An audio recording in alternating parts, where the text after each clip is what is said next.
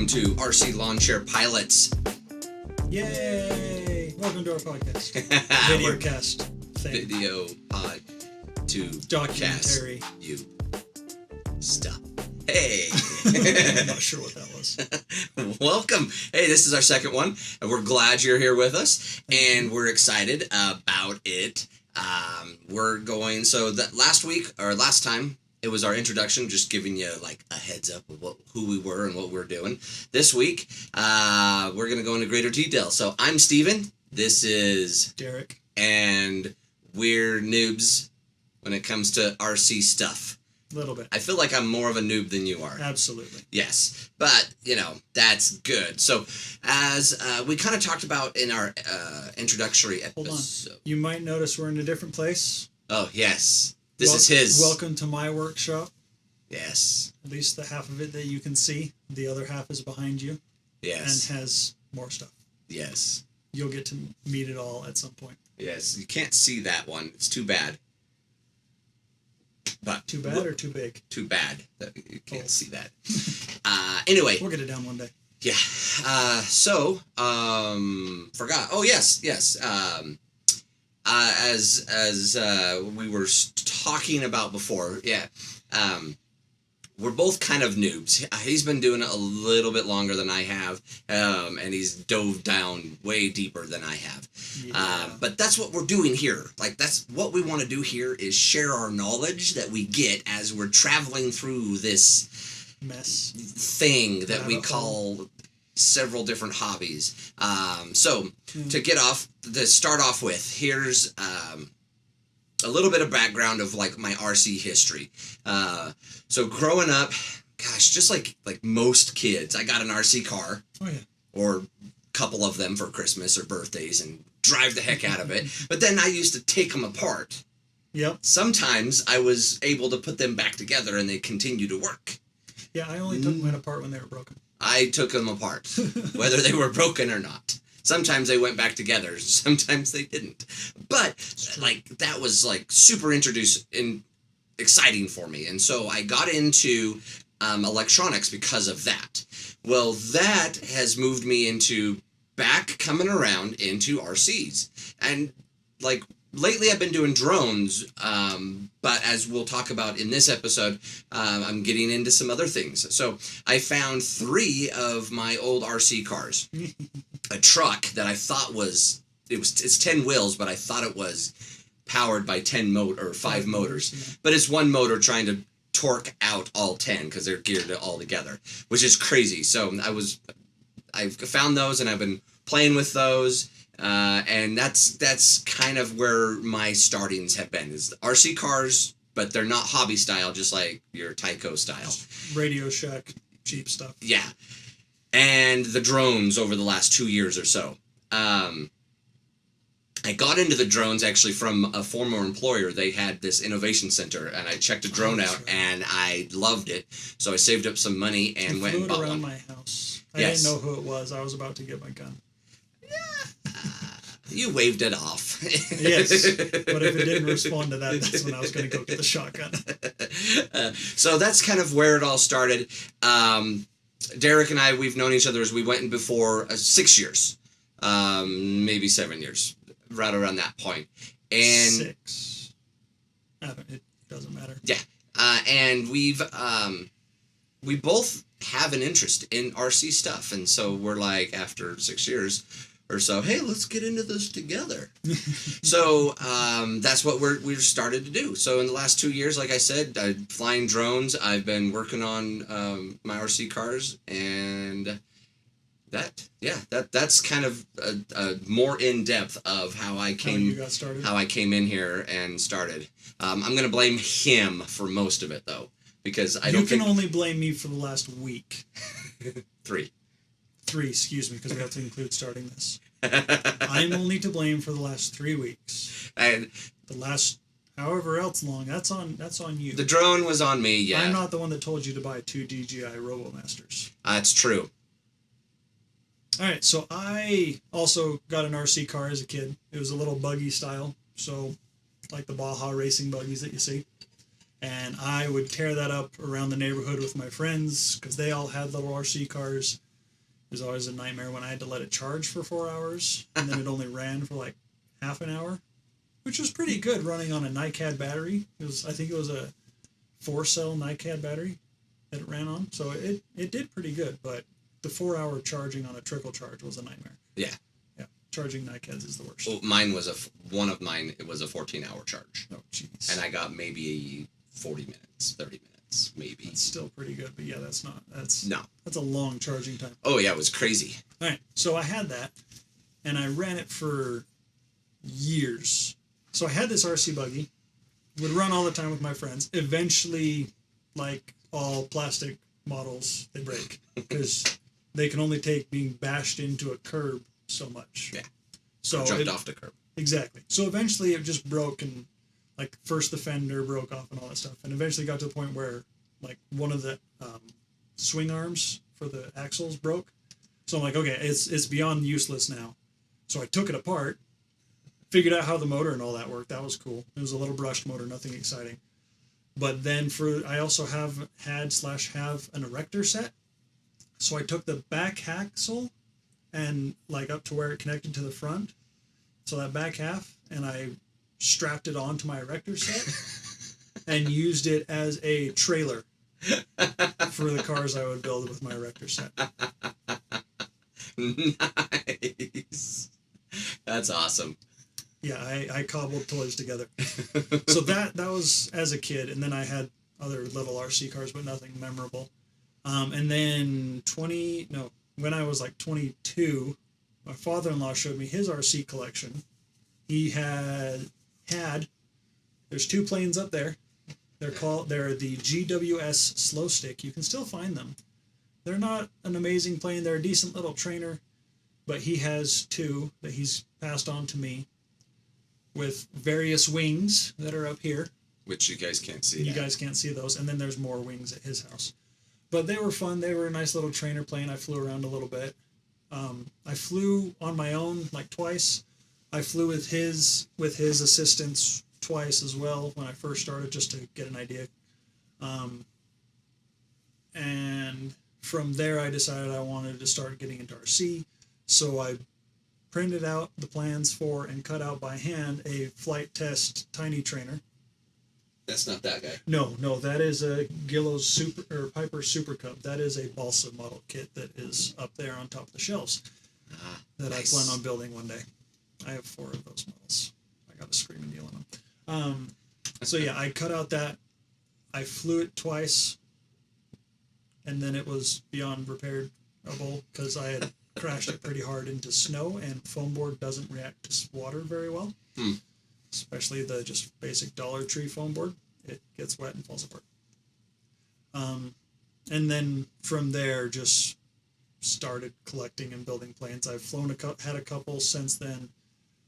I've got a big glider that I borrowed from my father-in-law that I'm in the middle of repairing. And I've got a few others that I have yet to fly, and a couple that I'm working on finishing. But that's all stuff that we'll cover as we go along. But yeah, that kind of covers my first models and all that stuff. What was the first model you had that you got written down? We have show notes, so we're going to be referring to those again. Yeah. So what is this first RC car? So my first one that I was most excited about, it was similar to your Doom Buggy, but it was like a VW Bug. Oh, nice. It was about 18 inches. It stood about 8 to 10 inches tall, but it was a Doom Buggy, right? But it was a VW Doom Buggy. Yeah, okay. Big old wheels. Man, I did that. I drove that thing all of the time. But I got it for Christmas, and Utah in Christmas is wet and snowy. Yeah. So I only ran it for about a week before I actually had to take it apart. Because you soaked it? Because it kept getting wet. Yeah, brushed motors don't work well with water. No. So I would brushless work okay. Yeah. Brushed don't. Different style. Yeah. So, but I had that for a long time. Would do minor repairs to it and whatnot. But yeah, so that lasted maybe that summer. But it was an awesome buggy. Nice. So yeah, that was the like one of the first ones that I had that was like fully controllable. Had 2 sticks. It wasn't like I used to get the stupid ones that always went backwards in a circle, or you press it forward. and it would go straight. And so you had to do 3-point turns. Anyway, but that one was my first one that was fully controllable. It was what I consider a full RC. Yeah, pretty awesome. Yeah, that's how my first little buggy was. It had a 2-stick transmitter. And then as I grew up, I got into real transmitters. So my first transmitter that I got from my father-in-law. It's the Spectrum DX6i. So very, very basic 6-channel radio. Works great for when you're just starting into the hobby.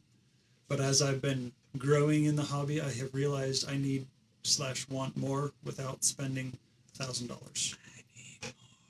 Yeah. So that moves us into what we're working on next, right? Or what our recent adventures are. So my recent adventure is I got a new transmitter. Tell them what it is. This is a TARANIS Q X7S. And it is freaking awesome. I've already connected it to one receiver and a couple servos. I mean, I could connect it to solenoids, but so I connected it to that. Real quick, this is mine. I have the TARANIS X9D Plus 2019 SE. So we both have the special editions of our transmitter because they come with some really awesome upgrades that just make them sweet. Yeah, super awesome. Yeah, I'll just put that right there because it'll sit nicely and that just looks cool. Yes, it does. All right, so go ahead. So why did you pick the QX7? Because it had everything that I was looking for, that I thought I wanted, and it will. I mean, I forget how it feels. Ooh, it feels like carbon fiber. Yeah, it's a pretty nice controller. Like right now, it's relatively inexpensive for the advanced controller that it is. Well, it has a bunch of bells and whistles, and it's fully programmable. Which that just by itself, just fully programmable, is way awesome. And I haven't even touched the surface. Like I said, I connected to a receiver and I started. He's got something. Oh, keep talking. I'm gonna get a comparison out. And I moved some servos and it was awesome. I was looking at, and I still am going to, if I can, some of those old Tyco the RC cars that I have. I'm going to tear them apart, and I'm going to hook up a receiver and most likely a motor controller, and speed controller or motor for RC cars. They're still called speed controllers. Anyway, look it up. Motor controllers. Anyway, sorry. They go both ways. We're going to argue about that? No, we're not. So I started tearing one apart, and I realized it was going to take a little bit more than I currently have. So I just got an RC. I just got the receiver working, and I'm going to I'm going to tear a different one apart because the first one I started with is just not feasible, but I'm going to use it for parts. And I've got 2 other cars that I'm going to pull apart and see if I can control them, convert them to a more modern RC, just for fun, Nice. All right, so quick comparison of transmitters, so you get an idea of why these are awesome. So this is my Spectrum DX6i. It is a very old radio. The modern equivalent is the Spectrum DX6E or 6, I forget which. But this one has a total of 6 channels, so it can control your throttle, rudder, ailerons, elevator, then a landing gear or accessory switch, and then one more accessory switch, which is actually your flaps. And then all these other switches are for what are called dual rates. We'll get into those another day. If you already know what they are, there's a switch for each control surface and their dual rates. So 6-channel radio, a brand new one of these is $250. Mine wasn't that expensive, and mine's 16 channels. Well, so this will output and control 16 channels. 6 or 6? 16 or 6? 6, excuse me. This one, and mine's similar, will output up to 24 channels, output and control up to 24. Yeah. So on the DX6i, every switch is already preset to what it will do. On these TARANISes, both of them, that is the nice thing. You can set every switch and every knob to do whatever you want it to do for any model. So like you obviously have your throttle, aileron, elevator, rudder on your sticks, but then you've got like flaps, landing gear, bomb drop, timer, running out of things to like whatever you want. Like if you think of it, you can do it. There are more switches than you'll ever need. Yeah. More capability than you'll ever need. It's awesome. So this is the special edition. This was what, $150? Yeah, right. Give or take. 180, 150, some right around that mark. Yeah. Mine, which is the bigger model. So his has 6 switches, 2 knobs. Mine has 8 switches, 2 knobs, and 2 sliders. So a lot more places to put stuff. This is also the upgraded model. It was $250. Yeah. Can still output the 24 channels. If you go with the base version of this, it's like 90.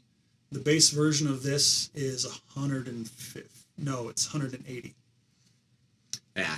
Well, like it's a lot. There's a steeper learning curve because it's fully programmable computer transmitter, whereas the DX6i, it does a lot of it for you, and it's much simpler to program. So it's a good beginner radio, but less less customizable. Less customizable. You can't go as far with it. Yeah. These you can start super simple and beginner and take it to crazy stuff. And the nice thing is like out of the box, this special edition, it came with a battery charger, battery case, in it, and so that was a benefit to it.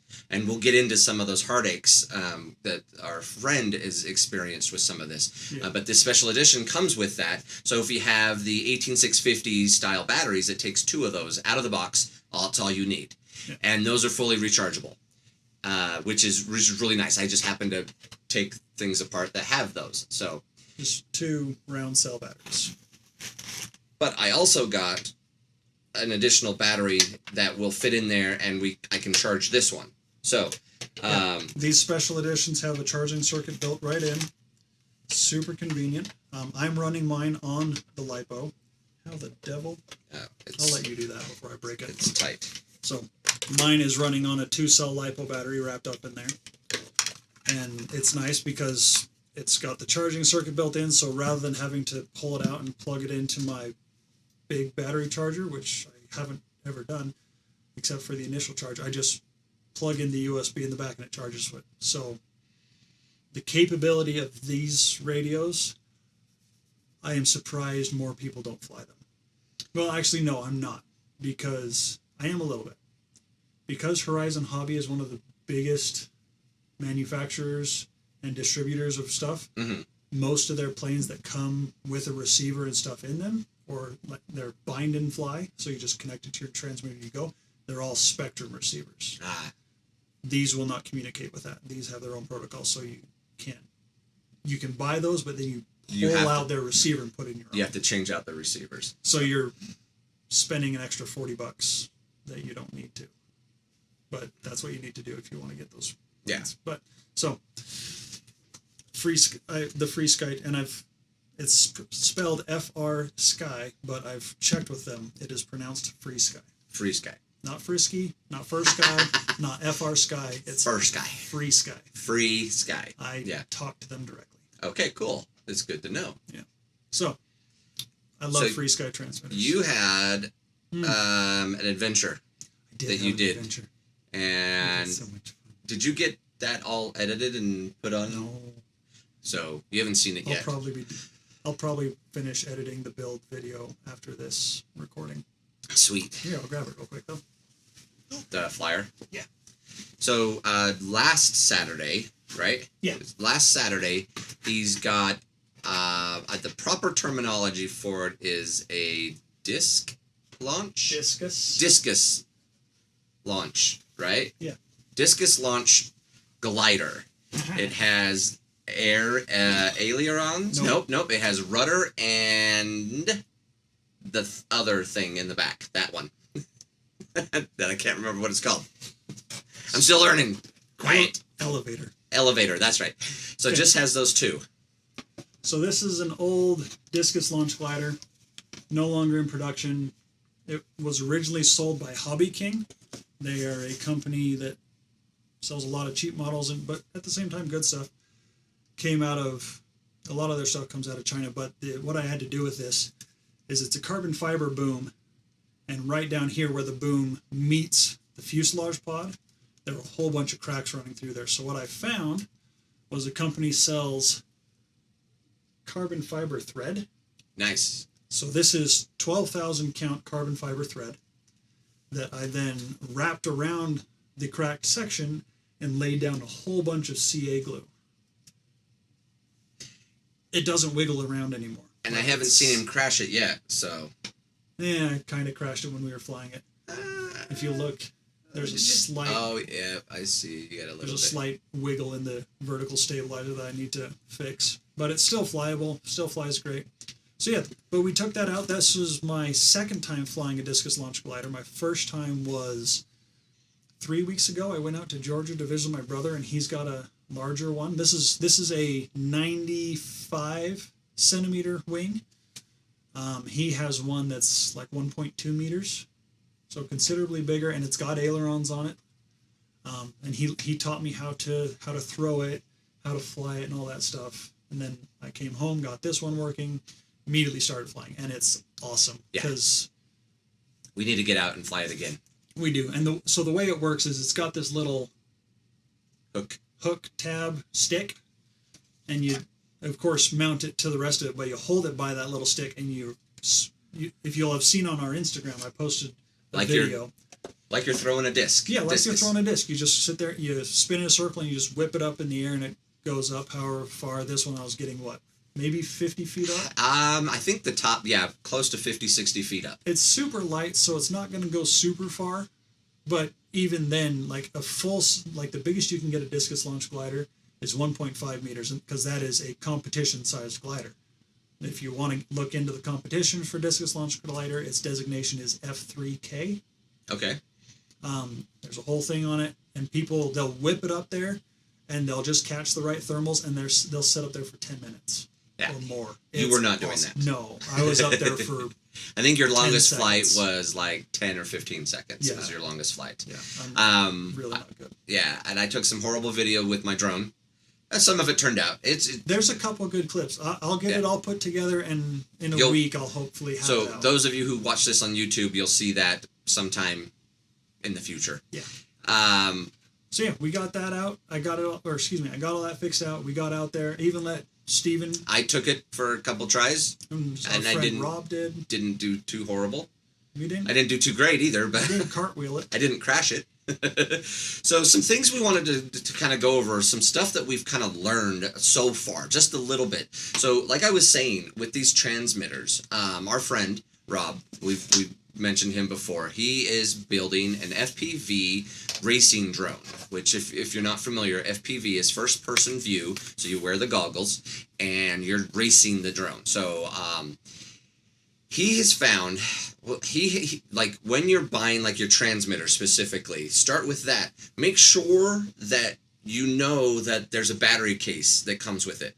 Mine did. His did not. We've got the same model, but mine's a special edition. He bought the basic model. Yeah, and so he had to then buy a battery pack, and he didn't know that, and he had to, so...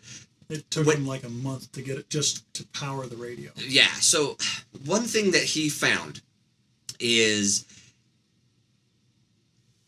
do some research, and if that entails like talking to people who have gone through it, that's great, which is why we're doing this, to give you that information. The other thing is like when you're buying your transmitters and your receivers, make sure, this is something I've found, make sure that the communication protocol is compatible. I bought two different types of receivers. One was plug and play basically. The other one, I think I'll be able to get it to work. I'm doubtful. It says I should be able to. I might have to flash the receivers. We might. I hope it works. And if it doesn't, it's fine. Doubtful. But that one I think will work. No. Your old one. I think they're the same protocol. No, they're different brands. I think it'll still work. Anyway, I'm going to try. This protocol is DSX and DSX2. Or excuse me, DSM2 and DSMX. Yeah. Oh, 2. but DSM is DSM is Spectrum's protocol. So FrSky uses ACCST. But that's what I'm saying is like make sure that you're looking at the receivers. Yeah. Like, because see, I was looking, I'm like, these are just going to be some cheap receivers because I'm just going to throw in these RC cars to see if I can get them to work. That was my plan. They were $11. It's exactly not the end of the world. And if I can get them to work, $11 well spent. If I can't get them to work, I can resell them to somebody who might use them, or I can get another project and find another receiver that they will work with. Or you could honestly return them, and I'm sure a loft would take them there. Potentially, the 2 that I haven't opened. I opened 1. They most likely won't take that back, but that's okay. Also, make sure the transmitter and the receiver are compatible with each other. That's like what we were just talking about. The second, the continuing on with the receivers is make sure that it has all of the necessary channels. So you have to make sure your transmitter can handle those channels and make sure your receiver has the right amount of channels. Like that glider needs 2. Yep. That's all it needs. It needs 3. Excuse me. It only needs 2 channels. It needs 2 channels. It uses 3 channel ports. I use 3 channel ports. 1 for power. Yeah. 1 for elevator. 1 for rudder. Yeah, which yours you wouldn't have to do that if you just had like a separate one that you could route it through that. So those vertical pins instead of the side pins. Exactly. So and I have the stuff to do that. I just you didn't, and that's what I haven't cared to do it. I did that with my receiver because I was playing around with some stuff. Oh, hey, look, my receiver's actually in here. So that's another thing that you need when you're looking at your transmitter and your receivers. Like you want to stay with that compatibility and make sure that they both do what you want it to do. Like if you're planning on sticking with a glider and never expanding more than that, you're not going to need this guy. Chances are, though, you're going to get into more stuff. So well, and the nice thing about having these radios is the programmability. Exactly. Because, like, for this glider, yes, it takes a bare minimum of channels, but when you're flying any kind of glider, there are 3 flight modes that you fly in. Excuse me, there's 4. There's launch mode, which helps get you up there. Uh-huh. There's cruise mode, which is just a general semi-fast, nice lifting. There's a thermal mode, which is like uber lift capabilities, and then I forget the other one. But I'm able to program all that in here and set it up exactly how switches. So that I mean, if I want to be in cruise mode, I flip a switch, and these are 3 position switches. You can hear it go. Yeah, so we got 3 positions. So I can on one switch I can switch between thermal, cruise, and the other one, and then I use a button on top to just momentarily use launch mode. Because you only need that while you're launching. Yes. Once you're in the air, then you don't have to go into that mode again. Yes. Yeah. And I can set it so that when I push this button, it overrides every other mode that may be activated. I can't like unless you want to spend $1,000 on a Futaba or other cheap versions of this called FrSky. Unless you get some other computer transmitter like these, some of them are cheap, some of them are really expensive. You can't do that with Spectrum without spending $1,000. Yeah, so that's my experience at least. We do like. I mean, I'm not saying that the TARANIS or the FrSky are the best, but they are very nice for getting started because they can take you from a beginner level to an advanced level with the same radio. You don't have to get new radios every time. Well, exactly. And like this, the Spectrum that I have, it works for all the planes that I have now. But I have hopes and dreams for bigger and more complex planes that will not be able to handle purely because it doesn't have enough channels. Yeah. So, let's see. Show notes. Okay. Yes. The thing that I really like about, and we've already touched on this, is like just really look at what you're going to purchase. Spend a few minutes looking at it, making sure that it has the full spectrum of what you want for the project that you're working on. You don't have to spend tons of money, but like if you're just anything that you're getting into, right? You can buy that $5 item, or you can go with the $25 item, and it will last you a little bit longer. It will give you a little wider spectrum, and that's where, like with the radios that I decided to go with, is this is a good balance between beginner and get me up into advanced, and I can tweak it and do a bunch of other stuff. This can handle more than you'll ever put on it. Oh, most likely. And there's an SD card slot. It's got multiple models that I can set up. And that's another reason why I like jumping from Spectrum over to this.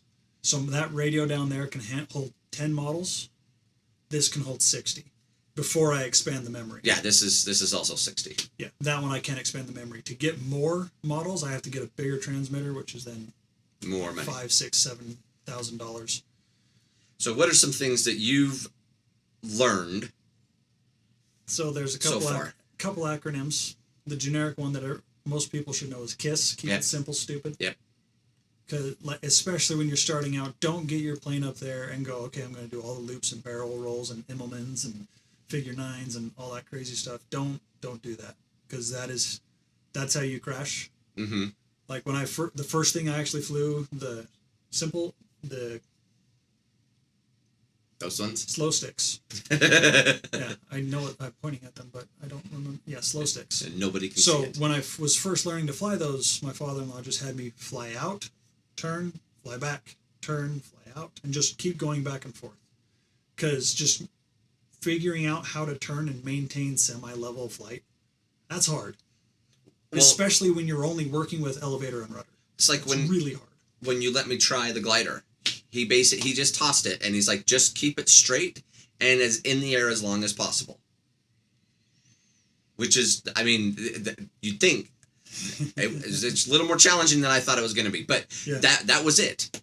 I only flew it a couple times, but and that's where you're not going to get up there. You're not going to be like, I'm a pro, and you're just going to figure eights, fly upside down and everything. Like, that's not going to happen right off the gate. So, well, and even when I was out there tossing around, I tossed it around for an hour, and never once did I try and do anything crazy. My goal was to get it up and then just keep it up as long as I could and land gently and, if possible, near me. Yeah. Towards the end, he was landing near him almost every time. I think I caught it once. Yeah, and we weren't watching actually that time. Weren't. I didn't catch that on video. Yeah.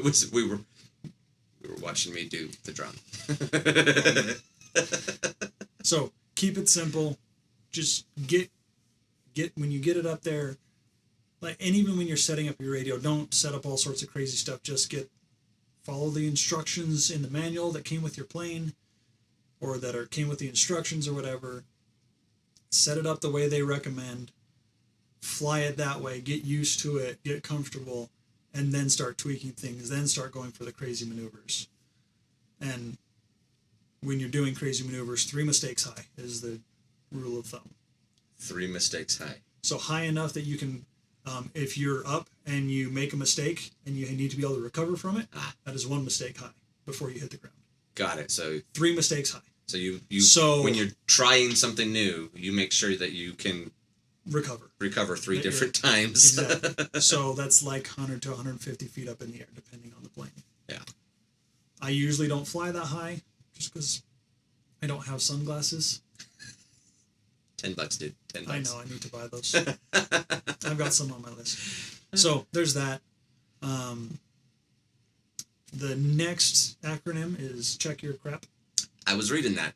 I'm not familiar with that, but so now I am. CRAP. First, so this is like a pre-flight check, or like before you even get to the field check.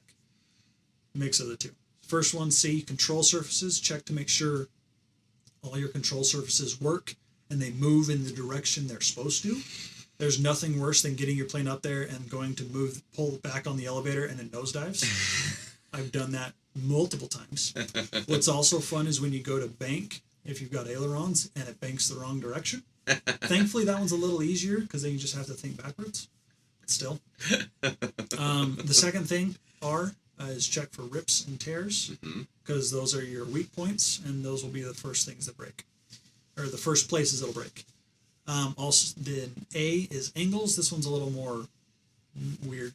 But check your angles. Make sure that there's no bends or cracks or weak points at those angles, because those are in a structural assembly.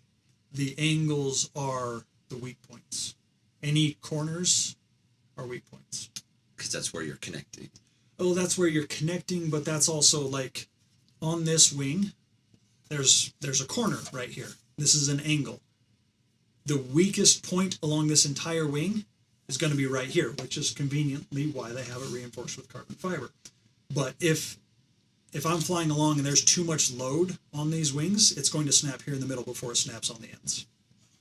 Corners are always weak points. I'm a design engineer, and when you run stress analysis, corners are the weak spots. And then finally, P, check your power system. Make sure that your battery is charged. Make sure that if you have a motor that it spins up, make sure it's all spinning the right direction and putting out the right amount of thrust. Make sure you can throttle up properly, all that kind of stuff. There's a whole lot that can go into it, but in general, make sure that your power system is supplying the power you need. Oh, and then so the other fun thing that I learned, this goes into my workbench. I knew this already, but I didn't have to learn it. I'm wondering what the story is on how you learned it. I knew it already too, but apparently not well. What battery was it on?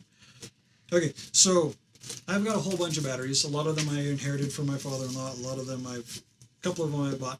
But they all have, see that red plug right there? It's got a T-shape input into it. That is called a Dean's plug. And all the batteries and equipment I inherited from my father-in-law have that Dean's plug. Now, since I have been in this hobby, I've picked up some smaller batteries, and they have this little tiny red thing. It is called the JST plug. Both of them very standard. JST is super standard on tiny little batteries. Only problem is it wasn't designed for batteries. It wasn't designed for consistently being plugged in and unplugged and going back and forth, so it's very stiff. From what I understand, it was designed to be plugged in and left. Yeah. So, modern, I don't know where the big thing, oh, it's down there. So, a more modern plug that a lot of people use and that you'll see on bigger batteries and even some smaller batteries, as well as speed controllers and just power systems, it's the XT60. So, and there's three of them. There's XT30, XT60, and XT90. The XT30 is very small, XT90 is very big, XT60 is in the middle. So I picked up some 60s and some 30s, and I started replacing all my GST plugs with XT30s, and all my Dean's plugs with XT60s. Now, this was one of the first batteries I did it on. Which is, for those that are listening.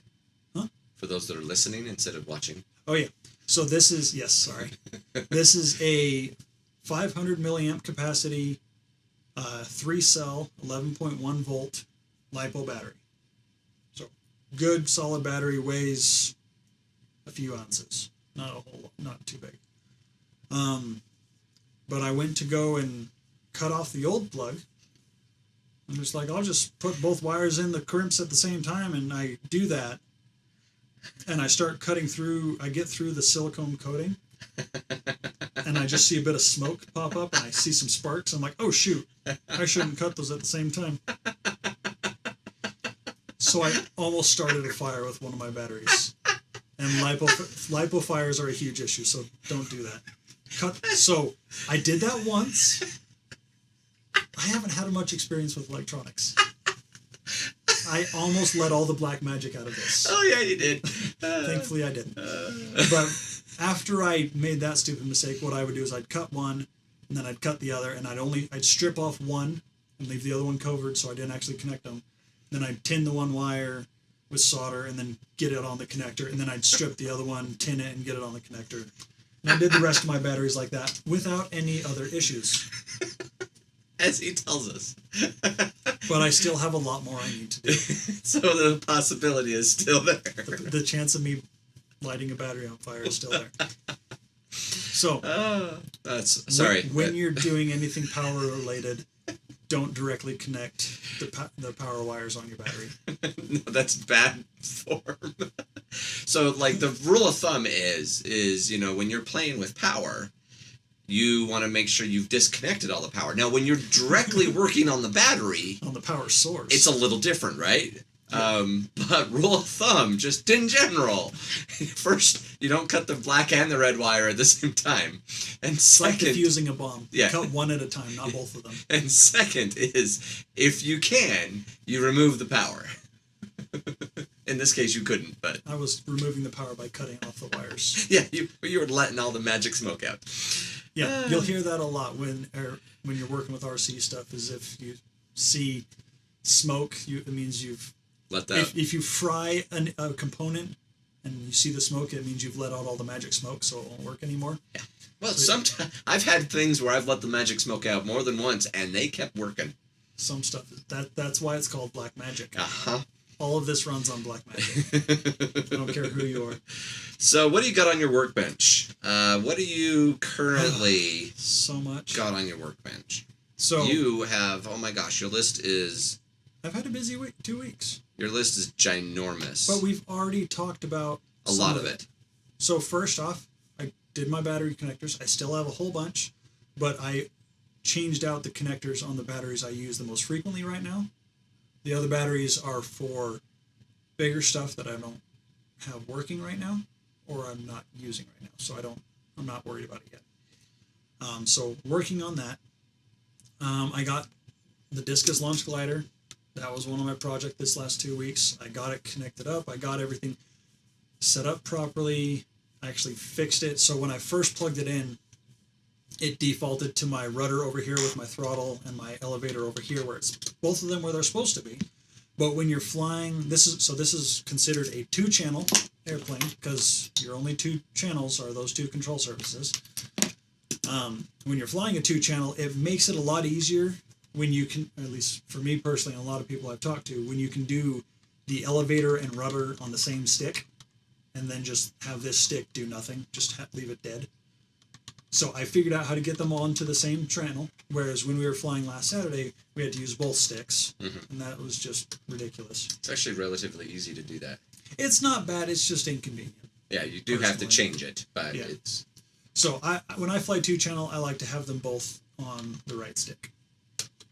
So I figured out how to do that, got my elevator, it was throwing the wrong direction, so I did a quick fix to make it throw the right direction, and I found a better way to do it, and did that. I reversed it. So let's see here. Oh, my CNC cutter, the foam board cutter. Right after we recorded the last episode, I went to cut out some planes for my boys, and they were sitting at the table watching me cut them out. And halfway through the cut, I snapped the needle. I bet that was very disappointing. My boys were so upset. Yeah. They were very sad that they weren't going to be able to take gliders to Grandpa's house. Yeah. So I still need to get that fixed. That is a work in progress. Then let's see here. Ooh, my Fox 15 nitro engine. So I have a couple nitro engines. Yeah, the little one. I want to grab it. So when you're flying RC planes, you can fly with 2 different power systems, electric or internal combustion. This is 0.15 cubic inch cylinder. Check out the YouTube channel to see it. Yeah, we'll get oh, yes. You'll have to check out the YouTube video if you're not watching it already to get a better view of this. But this engine was made 1950, 1960s, so 40, 50 years ago. Oh, it's I can okay. Very old, American made. I got it on eBay for $20. So I figured, and still has good compression too. It's got good compression. It turns over. It runs smoothly. You put it up to max so they can hear the compression. You may or may not hear that sucking noise, but that is the compression as the cylinder head bottoms out. But I figured it would be a fun project to try and get it running. If I can't get it running, it is an awesome desk ornament. Yes. So, I took that apart, opened it up, looked inside. It's pretty dirty, needs a serious cleaning. But everything turns smoothly, like the bearings feel fine, all that. So I should be good to go. That'll be a slowly work in progress. I'm waiting for a test stand for my engines to come in from the United Kingdom. But but because of COVID, all that's been delayed. So it's been on order for a month and a half now. It shipped a month and a half ago. So did that. Let's see here. Oh, and then with the TARANIS, so because they're computer radios, they have software inside of them and firmware and stuff that they run on.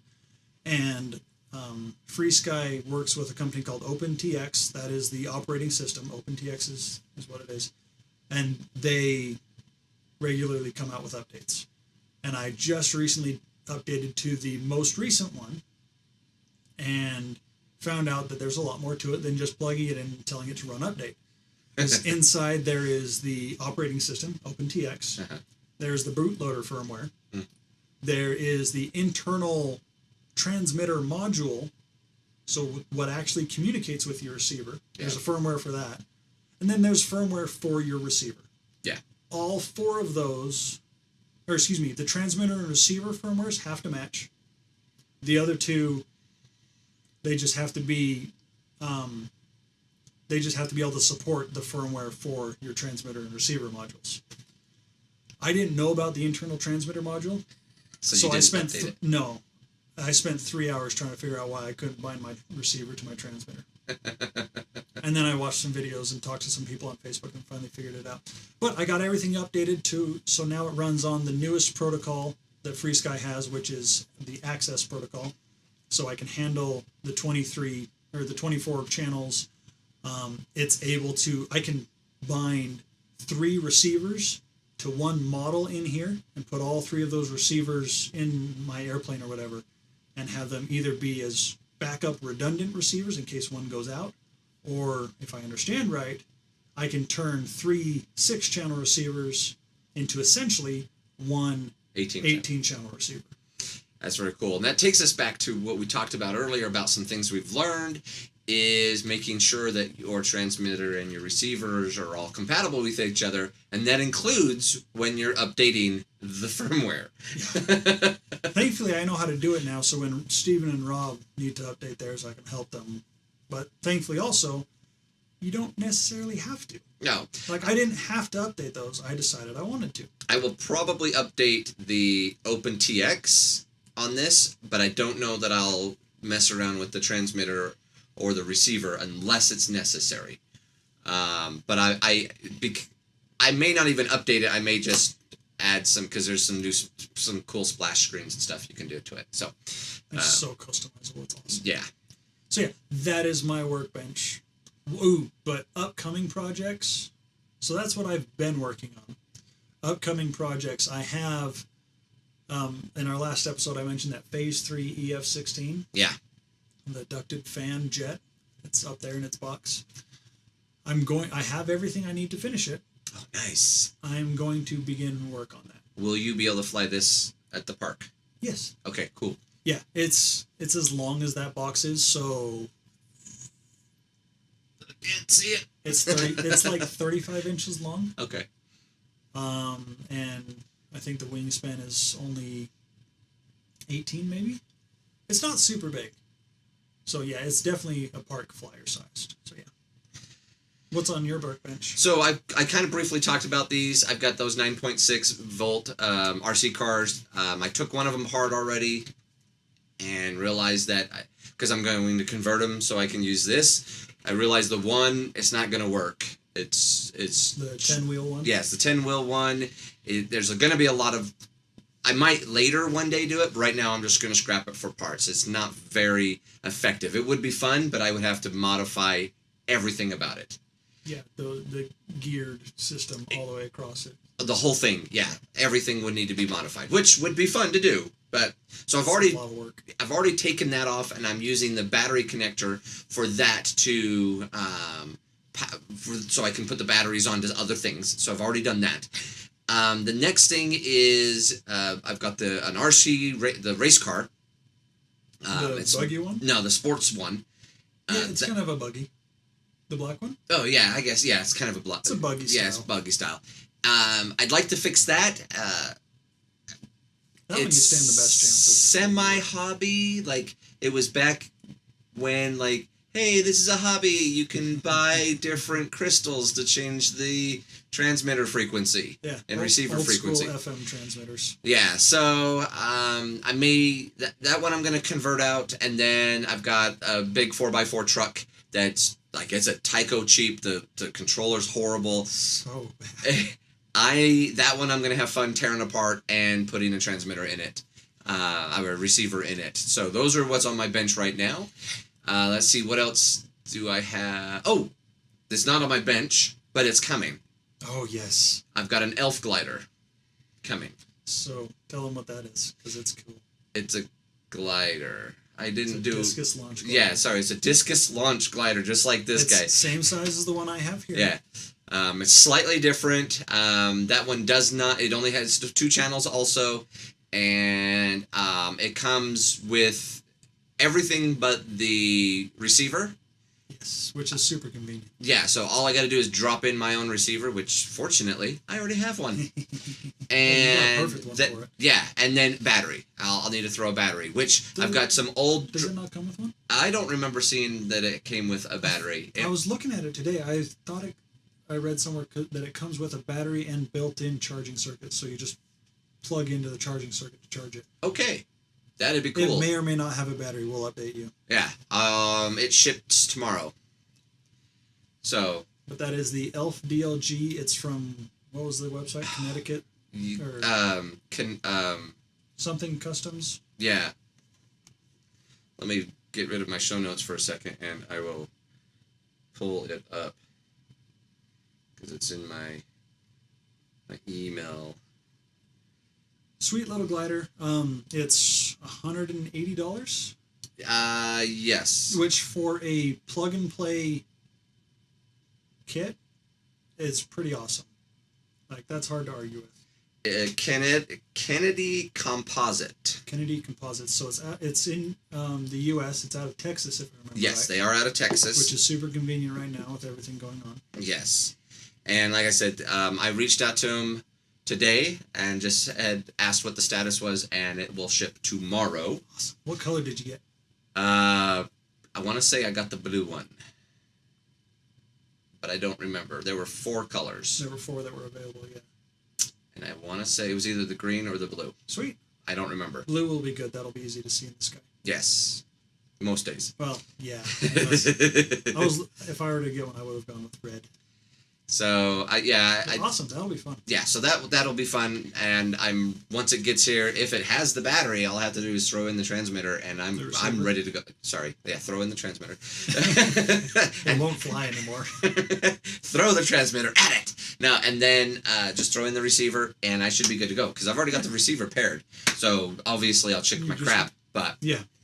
Well, I'll be able to help you set that up because it's surprisingly setting up.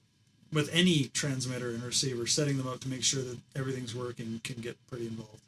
Yeah, so I'm hoping that by next time we record, I'll have already put some video out of me flying it. And I'll be out there too. So I'll get my GoPro out. Maybe I'll have Rob control the drone. He won't be home. Oh, he's gone for the next 2 weeks at least. That's right. I talked to him last night. He's gone for 3 weeks. Maybe my daughter will fly the drone for me. And get some video of it. Well, if you're flying that, that's true. You can't fly the drone. The drone flies itself. Well, no, that's why my big camera, I bring that out and take video from the ground with that. And we could take that one out, set it up, and I could set the drone up. So to many just sit awesome there. video options. Yeah, we have a lot of video options. So we'll document it. I'm looking forward to that. You need to do an unboxing and build. Okay. Which means you need to watch some unboxing and builds to make sure you know what you're doing. I've seen a couple. Oh, good. I don't know if I'll do it right, but I'll. So going back to what we had said earlier about researching and looking into stuff. So Steven spent like a week looking into this, right? Yeah. I spent like a month and a half. But I also had you talking. You had me to go off of, which exactly. is great. And that's what we're giving you here. That's what we're giving you here is the same thing. So like I learned about these from my brother, who knew about them from his friends at work, and he's just like, oh, these are super cool because of X, Y, and Z quick reasons. All their channels, completely programmable, OpenTX. I'm like, oh, that's awesome. So I immediately went in, I found the website, I looked into the transmitters, I read up on what they can do, how they communicate, all that stuff, all the updates that were coming out, because with this new access protocol, it's caused a whole bunch of problems with people that have been in the hobby for, like, been using FrSky for forever years, and they're using, so before access protocol, there was the ACCST D16, before that was ACC D8, and before that there was other ones. But there are still people flying on the D16, the D8, and the stuff before. Yeah, but if you've put $500 into something, like, you want to fly it a lot. Yeah. Well, and it makes, like, that's the nice thing about this is you don't have to update, so you don't have to update the latest firmware, so you can still use all that old stuff. So I don't know about yours. This one is compatible with both access and the previous version. Yeah, so and that's the nice thing is usually your transmitters, they'll talk to the current protocol and the previous one. Yeah. But not the one before that. So we can both run access and ACCST D16, but not D8. Yeah. Unless we are to severely backdate them, which they may not even be capable. Like, they wouldn't be, I don't know if they'd be able to handle it. But I don't know. So for people that have been in the hobby, I was reading the forum post where it introduced the access protocol. It was like a 300-page forum thread. I read every stinking comment, trying to make sure that I was okay getting into this with this change going on. And I realized, and I put a post on this, I realized by the end of it, people had a problem with it because they'd been in the hobby and they didn't want to upgrade. There was no harm in staying where they were. They didn't have to whine and moan about it. Or they could just buy some new receivers, upgrade their radio. The receivers aren't expensive. Like the one that I have here, it's a 6-channel basic receiver, $25. Yeah, I have some 4 channels that are about that same price. Like $22. Yeah. Super cheap, not inconvenient. When you get into the more aggressive ones, they get up to 30, 40, $50, but they're still not bad. Yeah. But So, that we're talking lots of channels. Like you can have Bombay doors that lots open of channels, and stuff. gyros, accelerometers, variometers, that sort of thing. It gets really intense. Yeah. But I realized for people that have been in the hobby, yeah, it's a little inconvenient, but that's on them. They need to decide what they want to do, because a lot of people left FrSky over all this. Jump to other radios. I'm like, well, that's dumb, because if you're going to jump to other radios, you still have to buy a whole bunch of other crap. You're already having to change out everything. Yeah, you're starting over at that point. You might as well just buy the modern stuff and still use your same equipment. It drove me nuts. But I made that post, and then I'm like, for a new person just getting into it, doesn't matter at all, because you buy the new radio, you buy the new receivers, because you don't have them, and you're already upgraded and ready to run. Yeah. So that's what I'm excited about, is the fact that the newer style receiver that I got works perfectly with this. It took me all of like 2 minutes to get them to talk and to figure out which channels went to which stick. And I'm not doing any custom stuff. I'm basically out of the boxing this. Yep. And which is nice, because you can do that with this. Yeah. But if I want to get crazy, you can do that too. I can get crazy with it. And that's my word, you can get crazy. That's what's really, really cool. So, do we have anything else? I think we've covered a ton of stuff this time. Yeah, we're coming up on, we're about an hour right now. So yeah. So the last thing that we're going to add on to these features is we're going to talk about up and coming events, events that we have gone to. And events that we have gone to. Now, that might be part of our adventures section. But so we've got some things that are coming up. I put it all under Derek's name, and he added some more on here, I noticed. Yes, because I went through the forums. Yes. Because if I'm going to talk about one, I need to talk about more. Yeah. So the first one I'll talk about, because he told me about it, but I'll talk about the first two. Actually, I'm just going to talk about the first one, because I actually looked into it a little bit. Ooh, hang on. But let me give a precursor. So these are RC flying events. You go to a club's RC field, so it's got a runway, be it grass or paved, and there's tons of people. They all bring their models out. Sometimes food is involved, and you just have a great weekend of flying. Yeah. Sometimes these events also involve a swap meet, where people will bring all their old stuff or their half-finished stuff or just stuff they don't want anymore, and you can get screaming deals. Yeah. I actually have to talk about screaming deals when we're done with this section. Yeah. So I got one today.